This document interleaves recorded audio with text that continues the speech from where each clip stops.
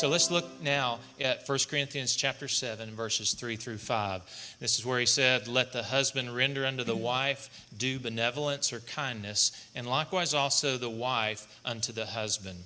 And this word benevolence is a kindness. One thing that we see here, that there is one thing due to the husband that is different due thing to the wife, right? So if I'm trying to minister to her according to what that kindness is to me, that's not necessarily meeting her need. She's going to have a different need than me. You know, and a lot of people use this scripture to refer only to the physical intimacy, the act of physical intimacy.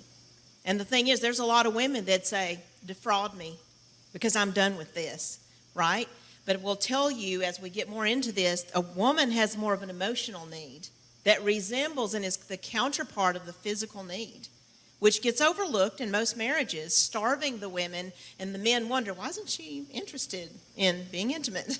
It's like, maybe because you're not intimate. You're only going through the actions that look like intimacy, but there's really not intimacy. We'll get into that later. Yeah, hold on that comes out. We're going to talk a lot about intimacy, spiritual, in the third one, emotional and physical intimacy in session 3. So there's a different kindness, and God says something is due.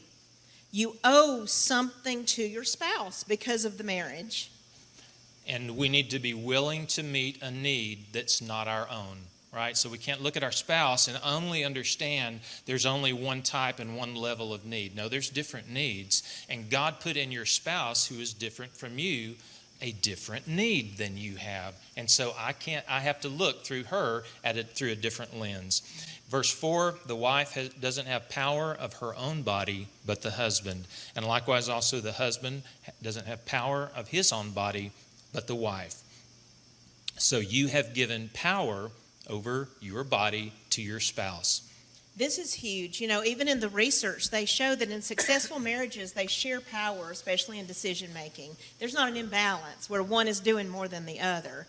And so what we see here is when I married Sean, I gave this body to this man in exchange for the rest of his life for me, right?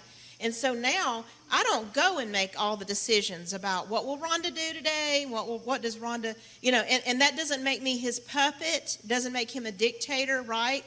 But the thing is, in marriage, if I'm going to become one with this man, I have to fully give myself to this man. But the fact is, God is showing us that when somebody gives you their body, their whole life, you then have an obligation to take care of the needs of that body.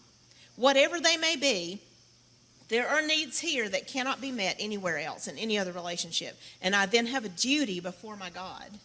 All right, then in verse 5, he says, "Defraud ye not one the other, except it be with consent for a time." So to defraud is to hold back something that is due, and is to steal something that is value. Basically, to despoil someone of something that's highly prized to them.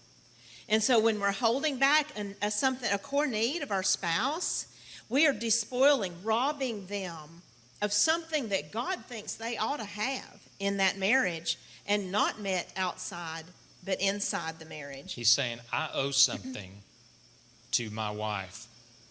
She owes something to me. And if I don't give her what I owe her, I am stealing that from her. Can you imagine being a debtor in God's eyes? Because somebody, you know, like it says in another place that a person's wages were crying out because the boss was withholding the wages, right? Can you imagine what is due your spouse crying out before God because you were not paying something that was due somebody?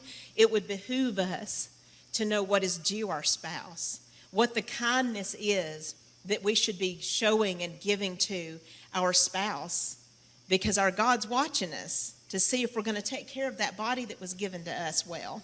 So listen to this. He's saying not to defraud, except it be with consent for a time, that you may give yourselves to fasting and prayer, and come together again, that Satan tempt you not for your lack of self-control. And so basically, what's he saying here? But that you cannot withhold something that belongs to your spouse, that you owe to your spouse, unless you both agree on it. Mm-hmm. I can't just decide to withhold something that I owe to her unless even before God.